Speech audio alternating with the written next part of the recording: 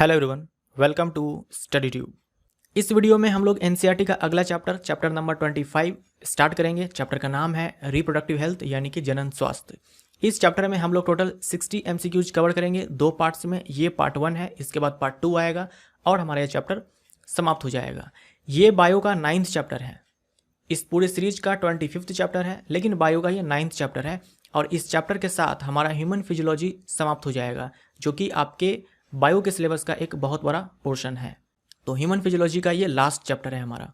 तो बाकी के चैप्टर्स बायो के अंदर या फिर एनसीईआरटी सीरीज के अंदर मैंने जितने भी चैप्टर्स अब तक करवा दिए हैं, अगर आप उन सभी को देखना चाहते हैं तो हमारे चैनल के प्लेलिस्ट को आप चेक करो। तो चलिए हम लोग स्टार्ट करते हैं आज के इस चैप्टर के पहले सवाल से। पहला सवाल बहुत ही आसान, WHO का फुल फॉर्म क्या है? WHO का फुल फॉर्म होता है वर्ल्ड हेल्थ ऑर्गेनाइजेशन, विश्व स्वास्थ्य संगठन। बी हमारा राइट आंसर। WHO का मुख्यालय कहां पर स्थित है? WHO का मुख्यालय स्विट्जरलैंड के जिनेवा में है, तो बी हमारा यहां पर राइट आंसर। अगला सवाल है, विश्व में किस देश ने सबसे पहले परिवार नियोजन कार्यक्रम की शुरुआत की? सबसे पहला कौन सा देश है जिसने फैमिली प्लानिंग प्रोग्राम स्टार्ट किया था? ये देश है भारत, तो डी हमारा राइट आंसर। अब यहाँ पर समय पूछा गया है कि परिवार नियोजन या फिर परिवार कल्याण भी बोलते हैं इसे, इस कार्यक्रम की शुरुआत कब की गई? भारत ने सबसे पहले स्टार्ट किया इस कार्यक्रम को, तो कब स्टार्ट किया? ये है 1951, तो सी हमारा राइट आंसर। अगला सवाल है, परिवार नियोजन कार्यक्रम को वर्तमान में कहा जाता है? जो फैमिली प्लानिंग है जो 1951 में इंडिया ने स्टार्ट किया था, उसे आज के डेट में क्या कहा जाता है? उसे आज के डेट में कहा जाता है जनन एवं बाल स्वास्थ्य सेवा कार्यक्रम, reproduction and child health care programme, तो ए हमारा राइट आंसर। अगला सवाल है, गर्भाशय में भ्रूण के चारों तरफ से घेर कर रखता है, इनमें से कौन है जो यूट्रस के अंदर एम्ब्रियो को चारों तरफ से घेर करके रखता है? ये है एमनियोटिक फ्लूइड, ठीक है, एमनियोटिक द्रव। इस पिक्चर को आप देखिए, इस पिक्चर में यूट्रस दिखाया गया है और यूट्रस के अंदर आपको एम्ब्रियो नजर आ रहा है। यह है प्लेसेंटा, यह है अम्बिलिकल कॉर्ड, जिसके बारे में हम लोगों ने चैप्टर नंबर 24 में ऑलरेडी पढ़ा हुआ है। आपको एक गुब्बारे के जैसी संरचना दिख रही है जिसके अंदर एम्ब्रियो है। ये गुब्बारे की जैसी एक संरचना है, इसे एमनियोटिक सैक बोलते हैं और इसके अंदर फ्लूइड भरा होता है, द्रव भरा होता है, जिसे हम लोग एमनियोटिक फ्लूइड बोलते हैं। इस एमनियोटिक फ्लूइड का काम क्या है? ये एमनियोटिक फ्लूइड एम्ब्रियो को प्रोटेक्ट करता है, साथ में ये एमनियोटिक फ्लूइड एम्ब्रियो के टेम्परेचर को कंट्रोल करता है। ये एमनियोटिक फ्लूइड एम्ब्रियो के अंदर वाटर और इलेक्ट्रोलाइट्स को बैलेंस करता है। इस एमनियोटिक फ्लूइड के अंदर एम्ब्रियो के सेल्स होते हैं जिसे एमनियोसाइट्स कहते हैं, और कुछ प्रोटीन्स भी होते हैं। तो ये कुछ पॉइंट्स हैं जो आपको ध्यान में रखने हैं इस एमनियोटिक फ्लूइड के बारे में। अगला सवाल है, उस प्रक्रिया को क्या कहते हैं जिसमें एमनियोटिक द्रव को, जो अभी आपने देखा एमनियोटिक फ्लूइड जिसमें बच्चा तैर रहा होता है यूट्रस के अंदर, उसको निकाल कर जांच की जाती है, तो इस प्रक्रिया को क्या कहते हैं? इस प्रोसीजर को क्या कहते हैं? इसे कहा जाता है एमनियोसेंटेसिस, उल्बवेदन, एमनियोसेंटेसिस। ए हमारा राइट आंसर। अभी आपने देखा कि एमनियोटिक फ्लूइड में एम्ब्रियो के सेल्स होते हैं, तो एमनियोसेंटेसिस में एमनियोटिक फ्लूइड को डॉक्टर कुछ अमाउंट में बाहर निकालते हैं और उस फ्लूइड के अंदर जो सेल्स हैं, एम्ब्रियो के सेल्स हैं, और उनमें जो क्रोमोजोम्स हैं, गुणसूत्र हैं, उनको अध्ययन करते हैं, उनका स्टडी करते हैं। जो बच्चा जन्म लेने वाला है उसमें किसी प्रकार की कोई अनुवांशिक बीमारी तो नहीं है। अगला सवाल है कि एमनियोसेंटेसिस नहीं किया जाता इनमें से किसके लिए? एमनियोसेंटेसिस, मैंने अभी आपसे कहा कि एमनियोसेंटेसिस में क्या होता है, कुछ एमनियोटिक फ्लूइड को बाहर निकालते हैं, उनमें जो सेल्स होते हैं, उनमें जो क्रोमोजोम्स प्रेजेंट होते हैं, उन सेल्स में गुणसूत्र उपस्थित होते हैं, उन कोशिकाओं में, उनको स्टडी किया जाता है। और बच्चे में किसी प्रकार की कोई जेनेटिक डिसऑर्डर्स है, अनुवांशिक बीमारी है, इनके बारे में पता लगाया जाता है। तो जेनेटिक डिसऑर्डर्स को डिटेक्ट करने के लिए सही है डाउन सिंड्रोम। ये जो डाउन सिंड्रोम है ये एक जेनेटिक डिसऑर्डर ही है, तो इसका भी पता लग जाएगा। साथ में न्यूरल ट्यूब डिफेक्ट्स को पता करने के लिए, न्यूरल ट्यूब डिफेक्ट यानी जो एम्ब्रियो है उसके ब्रेन में या फिर स्पाइनल कॉर्ड में किसी प्रकार का कोई डिफेक्ट है तो ये भी पता लग जाएगा। तो इन सब के लिए तो एमनियोसेंटेसिस किया जाता है। अब एक हमारे पास विकल्प है सेक्स डिटर्मिनेशन, भ्रूण के लिंग की जांच के लिए। देखो, एमनियोसेंटेसिस के जरिए क्रोमोजोम का स्टडी किया जाता है, गुणसूत्र का अध्ययन किया जाता है। तो अगर गुणसूत्र का अध्ययन किया जाता है तो वहां से ये भी पता लग जाएगा कि गुणसूत्र का पैटर्न क्या है। आप जानते हो, अगर 44 + XX है तो फीमेल, अगर 44 + XY है तो मेल। तो यहाँ से ये भी पता लग जाएगा कि जो बच्चा जन्म लेने वाला है वो लड़का है या लड़की है। लेकिन ये इलीगल है। एमनियोसेंटेसिस के जरिए लिंग का जांच करना, सेक्स डिटर्मिनेशन करना एम्ब्रियो का, ये इलीगल है, गैर कानूनी है, अपराध है हमारे देश के अंदर। तो इसके लिए एमनियोसेंटेसिस नहीं किया जा सकता। याद रखना, इस प्रक्रिया के अगर हम बायो के नज़रिए से देखें तो इस प्रोसीजर के जरिए सेक्स को डिटरमाइन किया जा सकता है, सेक्स का पता लगाया जा सकता है, लेकिन ऐसा करना गैर कानूनी है। इस हिसाब से मैं यहाँ पर ए टिक कर रहा हूँ। ठीक है, ये आपको ध्यान में रखना है कि एमनियोसेंटेसिस का प्रयोग भ्रूण के लिंग जांच के लिए नहीं किया जा सकता। क्योंकि आप जानते हो, बहुत सारे लोग क्या करते हैं, अगर पता लग गया कि ये लड़की है तो उस एम्ब्रियो को यूट्रस के अंदर ही मरवा दिया जाता है। इसीलिए ये गैर कानूनी है। अगला है, इनमें से कौन एक जेनेटिक डिसऑर्डर नहीं है, अनुवांशिक बीमारी नहीं है। डाउन सिंड्रोम अनुवांशिक बीमारी है।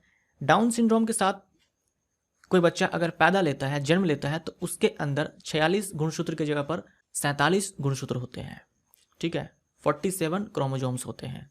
उसके बाद हीमोफीलिया, ये भी जेनेटिक डिसऑर्डर है। हीमोफीलिया के साथ अगर कोई बच्चा जन्म लिया तो उनमें ब्लड क्लॉटिंग नहीं होगा। जैसे उसके बॉडी पे कहीं पे कट लग गया तो ब्लीडिंग होगा, तो कुछ देर के बाद क्लॉट हो जाना चाहिए था, तो ब्लड क्लॉट नहीं करेगा, रक्त का थक्का जल्दी नहीं जमेगा। उसके बाद है सिकल सेल एनीमिया, ये भी एक जेनेटिक डिसऑर्डर है। इस बीमारी में जो ब्लड में आरबीसी होता है, लाल रक्त कोशिकाएं होती है, उनमें खराबी होती है। हम लोग इन बीमारियों के बारे में दूसरे चैप्टर्स में पढ़ेंगे। फिलहाल आप इतनी बातें ध्यान में रखो। गाउट हमारा राइट आंसर हो जाएगा। ये एक जेनेटिक डिसऑर्डर नहीं है। गाउट आप जानते हो, यूरिक एसिड क्रिस्टल के जमा हो जाने से, जोड़ों में, जॉइंट्स में जब यूरिक एसिड का क्रिस्टल जमा हो जाता है तो गाउट जैसी समस्या उत्पन्न होती है। अगला है, एक आदर्श गर्भ निरोधक में गुण होनी चाहिए। एक आइडियल कॉन्ट्रासेप्टिव के पास कौन कौन से प्रॉपर्टीज होनी चाहिए। गर्भ निरोधक यानी कि गर्भ को निरोध करने वाला, गर्भ को रोकने वाला, यानी प्रेगनेंसी को रोकने वाला। तो कोई भी चीज, कोई भी वस्तु जो प्रेगनेंसी को रोक रहा है, उनमें क्या सब खासियत होनी चाहिए। सबसे पहली बात, उसका यूज आसान होना चाहिए, इजी टू यूज होना चाहिए। वो आसानी से मिलना चाहिए, अवेलेबल हो हर जगह। साथ में उसके साइड इफ़ेक्ट्स कम हो और पॉकेट फ्रेंडली भी हो, ताकि हर कोई उसको खरीद सके। अगर कोई गरीब भी है और वो चाह रही है कि प्रेगनेंसी ना हो तो वो भी उसको खरीद सके। तो ये सारी कुछ खासियत होनी चाहिए। तो यहाँ पर डी हमारा राइट आंसर। अब हम लोग जानते हैं गर्भ निरोधक विधियों के बारे में, कॉन्ट्रासेप्टिव मेथड्स के बारे में। कॉन्ट्रासेप्टिव मेथड्स में सबसे पहले हम दो मेथड्स में बांटते हैं।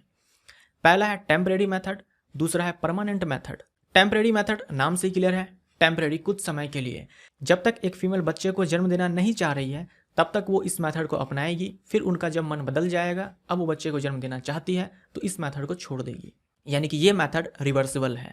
परमानेंट मेथड को अपनाने के बाद एक मेल और फीमेल कभी भी बच्चे को जन्म नहीं दे सकते हैं। अगर फीमेल अपनाती है तो वो कभी प्रेग्नेंट नहीं हो सकती है। अगर मेल परमानेंट मेथड को अपना रहा है तो वो कभी भी एक फीमेल को प्रेग्नेंट नहीं कर सकता है।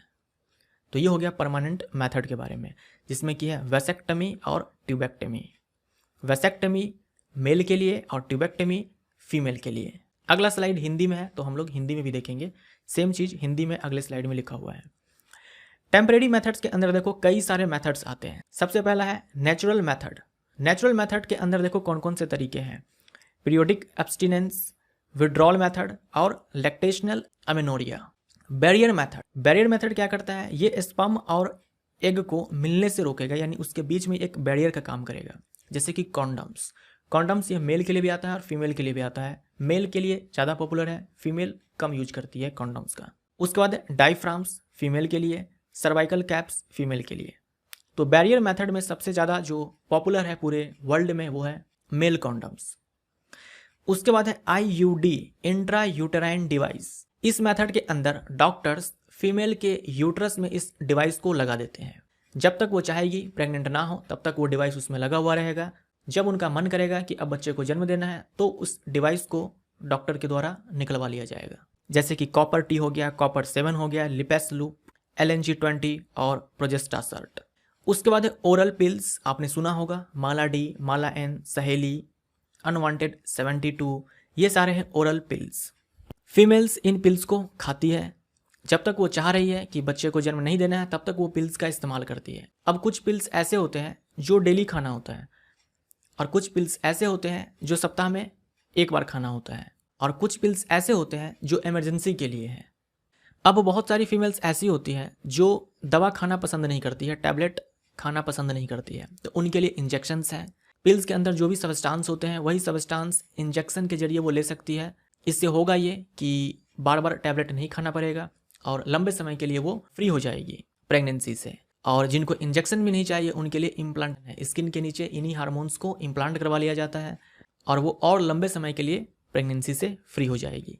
तो इन सब के अलावा आप इंजेक्शन और इम्प्लांट ये भी ध्यान में रख सकते हो।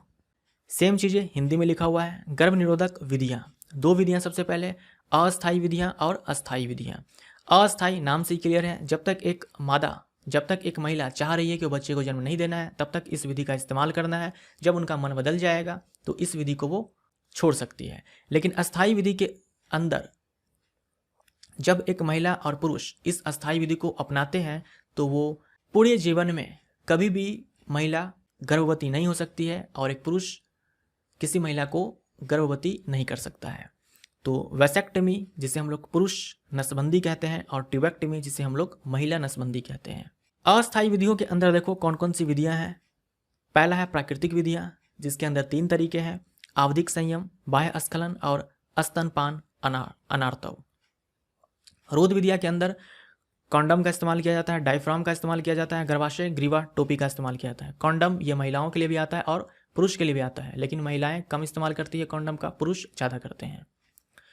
उसके बाद है अंत अस्थायी युक्तियाँ IUD, इनमें जैसे कि copper T, copper 7, lipase loop, LNG-20, प्रोजेस्टासर्ट। खाने वाली गोलियों का इस्तेमाल करती है महिलाएं प्रेगनेंसी को रोकने के लिए, गर्भधारण को रोकने के लिए। और इनके लिए जो टैबलेट्स आते हैं उनमें कुछ देख लो, यहाँ पर लिखा हुआ है माला डी, माला एन, सहेली, अनवांटेड 72। कुछ महिलाएं ऐसी होती है जो बार बार दवा खाना पसंद नहीं करती है, गोली खाना पसंद नहीं करती है, तो वो इंजेक्शंस ले सकती है। इन टैबलेट्स के अंदर जो पदार्थ भरा हुआ होता है वही पदार्थ इंजेक्शन के रूप में ले सकती है। और जिनको इंजेक्शन भी नहीं चाहिए वो इम्प्लांट करवा सकती है अपने स्किन के नीचे। अगला, इनमें से कौन एक नेचुरल कॉन्ट्रासेप्टिव मेथड नहीं है? इनमें से कौन एक गर्भ निरोधक के लिए प्राकृतिक विधि नहीं है? तो यूज ऑफ कॉन्डम। देखो, प्राकृतिक विधि का मतलब इसमें किसी भी बाहर की चीज़ों का इस्तेमाल नहीं करना है, ना ही टैबलेट्स खानी है, ना ही कॉन्डम जैसे बैरियर मेथड का यूज करना है, ना ही यूट्रस के अंदर कोई डिवाइस फिट करना है, ना ही कोई इंजेक्शन लेना है, ना ही इम्प्लांट करवाना है, कुछ नहीं करना है। तो फिर कौन से तरीके हैं इन नेचुरल मेथड के अंदर जो एक फीमेल को प्रेग्नेंट होने से रोक सकती है? इन मेथड में देखो, पहला है लैक्टेशनल एमेनोरिया। लैक्टेशनल एमेनोरिया का मतलब ये हुआ, मान लो कोई फीमेल है, वो बच्चे को जन्म देती है, तो बच्चे को जन्म देने के बाद लगभग 6 महीने तक अपने दूध को पिलाएगी। माँ अपने बच्चों को 6 महीने तक जन्म के बाद दूध पिलाती है। तो ये जो समय होता है 5 से 6 महीने का, इस समय फीमेल के बॉडी के अंदर प्रोलैक्टिन हार्मोन का लेवल हाई होता है ताकि मिल्क ज़्यादा से ज़्यादा बन सके। और high level of prolactin ovulation यानी कि अंडोत्सर्जन इसको रोकता है। तो प्रोलैक्टिन का लेवल जब हाई होगा अंडोत्सर्जन नहीं होगा, और जब अंडोत्सर्जन नहीं होगा तो निषेचन नहीं होगा। लेकिन हर फीमेल के अंदर ये तरीका काम करे ये ज़रूरी नहीं है, क्योंकि अगर प्रोलैक्टिन हार्मोन का लेवल उसके बॉडी के अंदर ज़्यादा नहीं होता है तो वो प्रेग्नेंट हो जाएगी।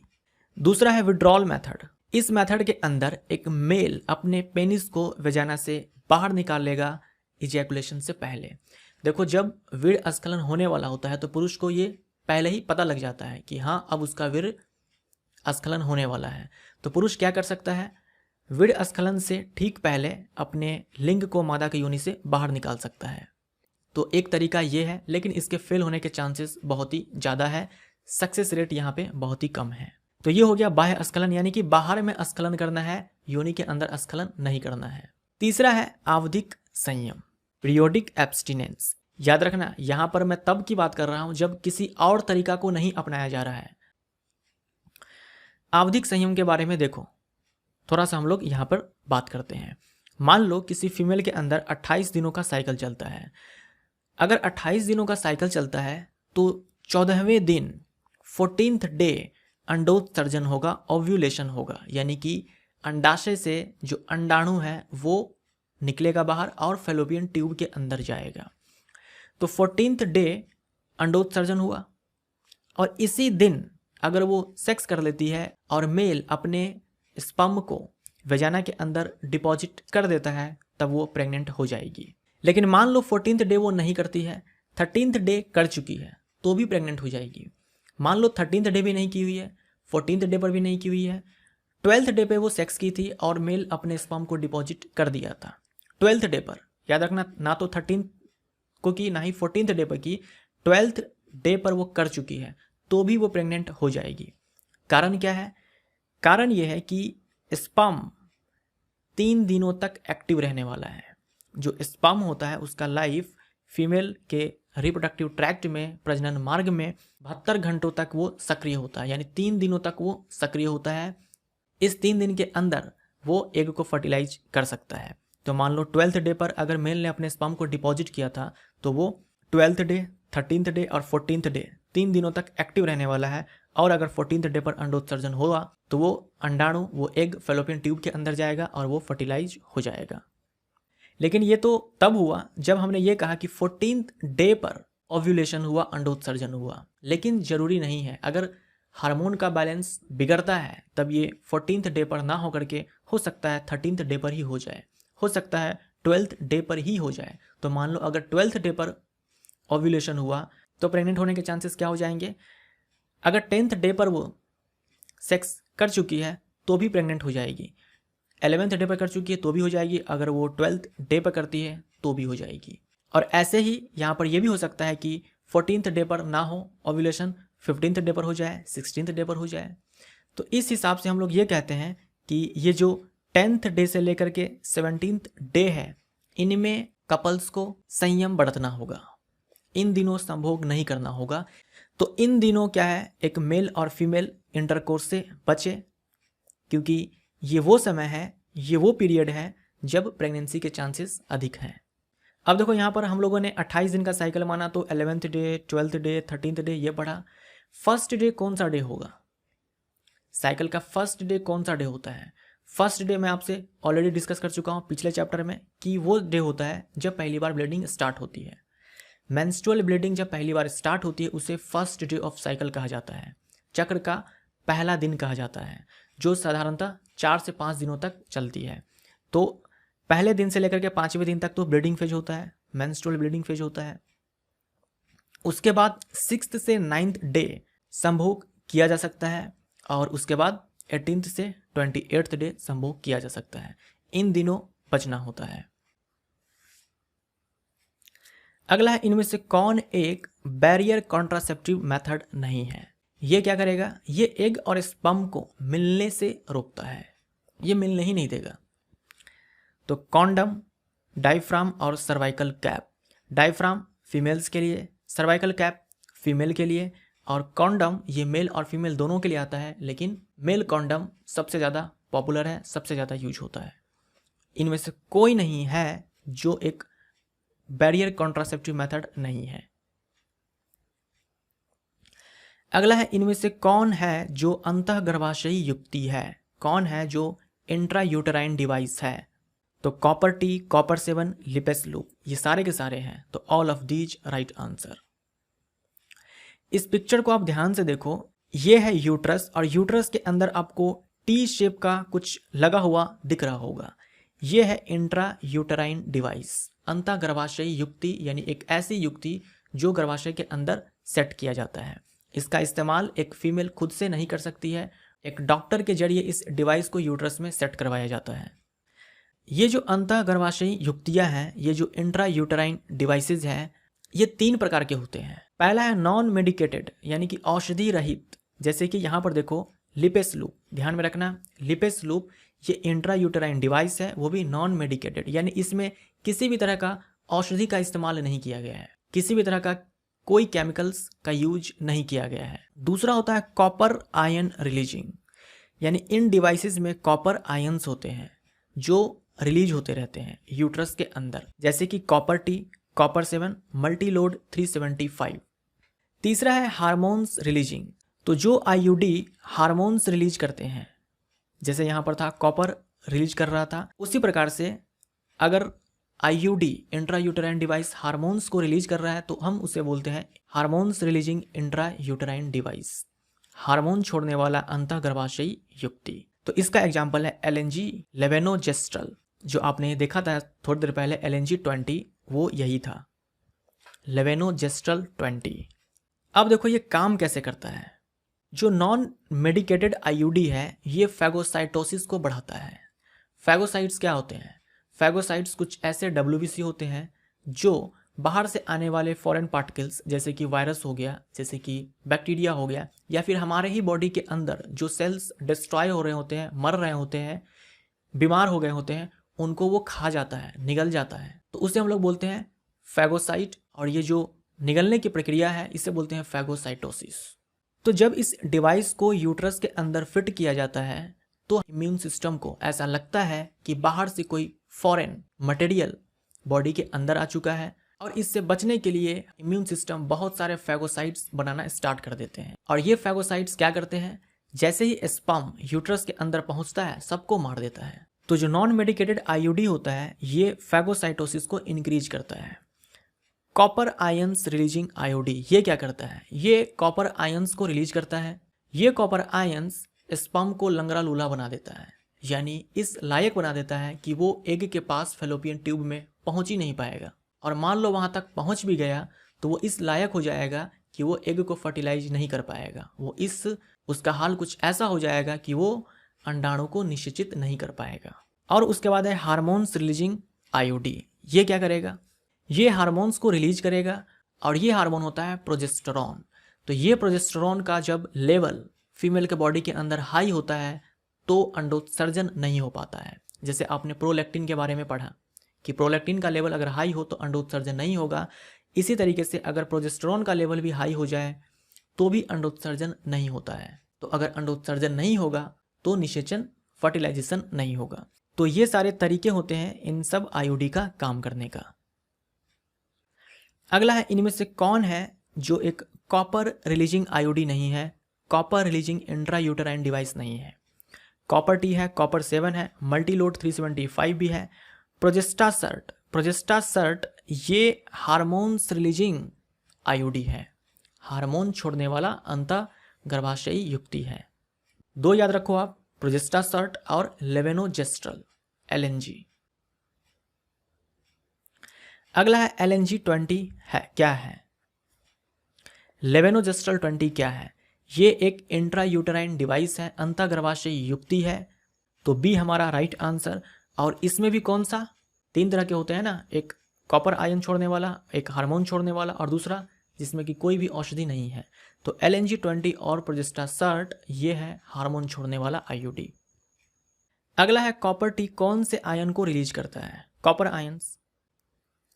अगला है इनमें से किस कॉन्ट्रासेप्टिव मेथड का कोई साइड इफेक्ट नहीं है? ये है नेचुरल मेथड। देखो जो भी मेथड्स हैं, अगर हम नेचुरल मेथड को छोड़ दें तो जो भी मेथड है उन सब का थोड़ा ना थोड़ा साइड इफेक्ट जरूर है। नेचुरल मेथड में कोई साइड इफेक्ट नहीं है, लेकिन नेचुरल मेथड का सक्सेस रेट भी कम है। अगला है कॉन्ट्रासेप्टिव पिल्स जो होता है, जो आपने देखा टेम्परेरी मेथड के अंदर जो ओरल पिल्स वाला मेथड है, तो उस पिल्स के अंदर क्या होता है? इन विकल्पों के अनुसार हम यहाँ पर बी आंसर टिक करेंगे। देखो कॉन्ट्रासेप्टिव ओरल पिल्स 3 तरह के होते हैं, ठीक है, 3 तरह के होते हैं। इसको हम लोग बाद में देखेंगे। आप ये याद रखो, कॉन्ट्रासेप्टिव ओरल पिल्स गर्भ निरोधक गोलियां 3 तरह की होती हैं। पहला वो जिसके अंदर केवल प्रोजेस्टेरॉन हार्मोन होता है, ठीक है, जैसे यहाँ पर देखो ये जो भी टैबलेट्स हैं इन सब में प्रोजेस्टेरॉन हार्मोन है। यहाँ देखो लिखा हुआ है प्रोजेस्टोजेन, तो ये प्रोजेस्टेरॉन हार्मोन ही है। ठीक है, आप प्रोजेस्ट्रोजन बोल दो या फिर प्रोजेस्टेरॉन बोल दो, कोई दिक्कत नहीं है, ये प्रोजेस्टेरॉन हार्मोन ही है। तो इन सारे ही टैबलेट्स के अंदर प्रोजेस्टेरॉन हार्मोन है। दूसरा टैबलेट है जिसके अंदर एस्ट्रोजन और प्रोजेस्टेरॉन दोनों मिक्स होता है, कंबाइन होता है, जैसे कि माला डी, माला एन, इन टैबलेट्स के अंदर एस्ट्रोजन और प्रोजेस्टेरॉन ये दोनों कंबाइन होते हैं। और तीसरा होता है नॉन स्टेरॉइडल। देखो, एस्ट्रोजन हार्मोन, प्रोजेस्टेरॉन हार्मोन, ये सब स्टेरॉइड हार्मोन है, यानी कि कोलेस्ट्रॉल से बने हुए हैं। लेकिन कुछ ऐसे भी कॉन्ट्रासेप्टिव पिल्स आते हैं, गर्भ निरोधक गोलियां आती हैं, जिनमें ये दोनों ही हार्मोन्स नहीं होते हैं, उनमें कुछ और ही पदार्थ होता है, तो उसे बोलते हैं नॉन स्टेरॉइडल। जैसे कि सहेली, जो सहेली पिल्स हैं, इनमें ना तो एस्ट्रोजन होता है ना ही प्रोजेस्टेरॉन होता है, और इसीलिए बोलते हैं इसे नॉन स्टेरॉइडल। अब देखो, दो तरह के पिल्स होते हैं, एक जो डेली खाना होता है, दूसरा जो सप्ताह में एक बार खाना होता है। तो ये जो पिल्स है, चाहे ये हो गया, चाहे ये हो गया, माला डी, माला एन, या फिर ये जिसमें केवल प्रोजेस्टेरॉन होता है, ये वो पिल्स हैं जो फीमेल डेली खाएगी।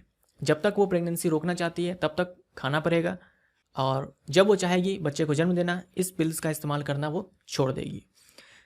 ये जो सहेली पिल है ये साप्ताहिक है, सप्ताह में एक बार इसे खाना होता है। तो दो तरह के पिल्स आते हैं, एक जो वीकली फीमेल यूज करती है और एक वो जो डेली बेसिस पे।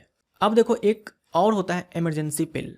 नाम से ही क्लियर है, इमरजेंसी में इसका इस्तेमाल किया जाएगा। एग्जाम्पल के तौर पर अनवांटेड 72 इस नाम का जो पिल आता है, ये इमरजेंसी पिल है। इस पैकेट पे लिखा भी होता है इमरजेंसी कॉन्ट्रासेप्टिव पिल। इस पिल का इस्तेमाल तब किया जाएगा जब एक फीमेल वो नहीं चाह रही थी कि प्रेग्नेंट हो, लेकिन वो हो गई। ऐसे कंडीशन में इस इमरजेंसी पिल का इस्तेमाल किया जाता है, लेकिन बार बार इसका इस्तेमाल फीमेल के लिए डेंजरस साबित हो सकता है। बार बार इस गोली को खाना एक महिला के लिए खतरनाक साबित हो सकता है, इसीलिए इसका इस्तेमाल कम से कम करना चाहिए, कोशिश करना चाहिए ऐसा हो ही ना कि इस इमरजेंसी पिल का इस्तेमाल किया जाए। अगला है, गर्भ निरोधक गोलियों में किन दो हार्मोन का संयोजन होता है।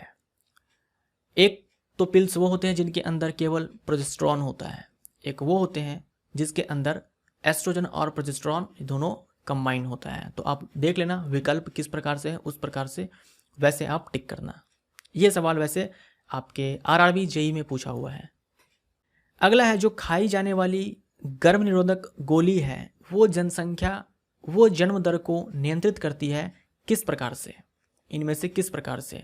अंडोत्सर्जन को रोक करके, ओव्यूलेशन को प्रिवेंट करके। अगला है, इनमें से कौन एक स्टेरॉइड हार्मोन नहीं है। देखो, जो स्टेरॉइड हार्मोन होते हैं वो कोलेस्ट्रॉल से बने होते हैं। तो एस्ट्रोजन, प्रोजेस्टेरॉन और मेल के अंदर टेस्टोस्टेरॉन, ये भी स्टेरॉइड हार्मोन है। थायरोक्सिन ये स्टेरॉइड हार्मोन नहीं है, ये अमाइन हार्मोन है। अगला है, इनमें से कौन एक नॉन स्टेरॉइडल कॉन्ट्रासेप्टिव पिल है। कौन है जो इनमें से एक गैर स्टेरॉइडल गर्भ निरोधक गोली है? ये है सहेली, सहेली पिल। अगला है, इनमें से कौन है जो गलत है सहेली पिल के बारे में।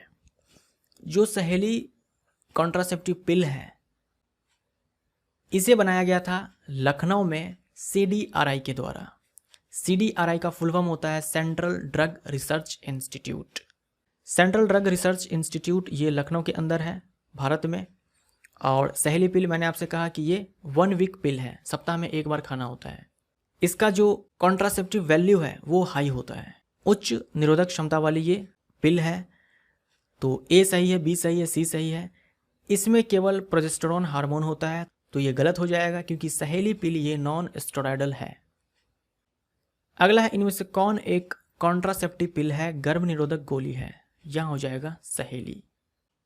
नेक्स्ट है, सहेली जो पिल है इसकी खोज कहाँ हुई? लखनऊ के अंदर। अभी आपने देखा CDRI ने सबसे पहले इस पिल को बनाया था। अगला है, इनमें से किसका इस्तेमाल इमरजेंसी कॉन्ट्रासेप्टिव के रूप में किया जाता है, आपातकालिक गर्भ निरोधक के रूप में किया जाता है? यह है अनवांटेड 72।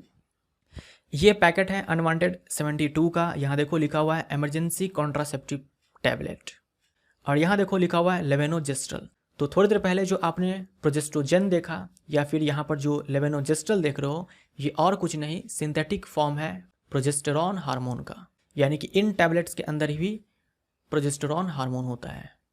अगला है, इनमें से कौन एक परमानेंट कॉन्ट्रासेप्टिव मेथड है, अस्थायी गर्भ निरोधक विधि है? ये है वेसेक्टमी। बी हमारा राइट आंसर। अब यहाँ दो पिक्चर्स दिखाए गए हैं, ये है वेसेक्टमी का, ये है ट्यूबेक्टमी का। वेसेक्टमी के अंदर देखो क्या हुआ, वास डिफरेंस को कट कर दिया गया और बांध दिया गया। ठीक है, दोनों ही वास डिफरेंस को, शुक्रवाह को काट दिया जाता है फिर बांध दिया जाता है।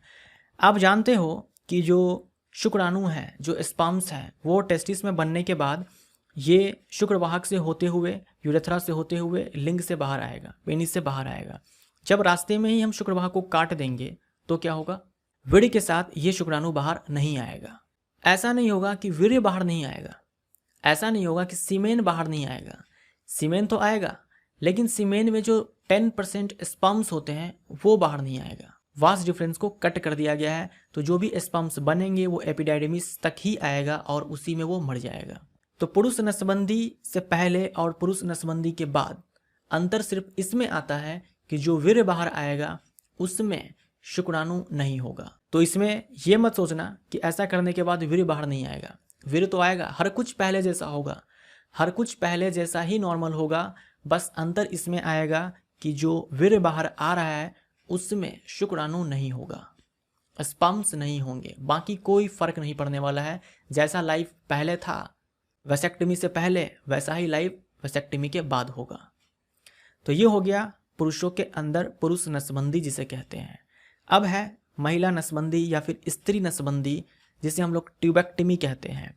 इसके अंदर क्या करा जाएगा, इसके अंदर फैलोपियन ट्यूब को काट करके बांध दिया जाएगा, ताकि स्पर्म जब वेजाइना में डिपॉजिट हो तो यहाँ से ऐसे यूट्रस से होते हुए ये फैलोपियन ट्यूब में उस स्थान तक ना पहुँच पाए जहाँ पर फर्टिलाइजेशन होता है, निषेचन होता है।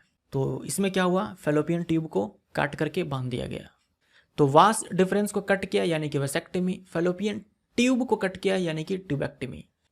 अब देखो मेल स्टेरिलाइजेशन को क्या कहा जाता है, पुरुष नसबंदी को क्या कहा जाता है, इसे कहा जाता है वेसेक्टमी। अब यहाँ पर यह कन्फ्यूजन हो सकता है ट्यूबेक्टमी होगा कि वेसेक्टमी होगा। तो सिंपल सी बात है, वास डिफरेंस किस में होता है, मेल में होता है। तो वास डिफरेंस यानी कि वेसेक्टमी। तो बी हमारा राइट आंसर।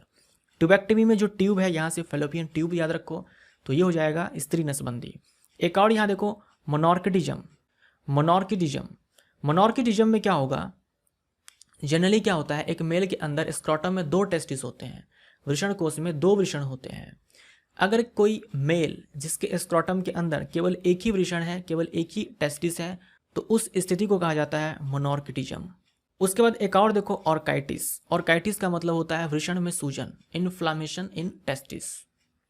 फीमेल स्टेरिलाइजेशन को क्या कहा जाता है, ट्यूबेक्टमी। यहाँ देखो लिखा हुआ है हिस्टेरेक्टमी। हिस्टेरेक्टमी का मतलब ये हुआ सर्जरी के जरिए यूट्रस को हटा देना, सर्जिकल रिमूवल ऑफ यूट्रस। ऐसे ही है साल्पिंगेक्टमी, इसका मतलब होता है सर्जरी के जरिए फैलोपियन ट्यूब को हटा देना। तो इन 2 वर्ड्स को भी ध्यान में रखो। अगला है, इनमें से कौन एक टेम्परेरी कॉन्ट्रासेप्टिव मेथड है, कौन एक अस्थायी गर्भ निरोधक विधि है? तो ये हो जाएगा कॉपर टी।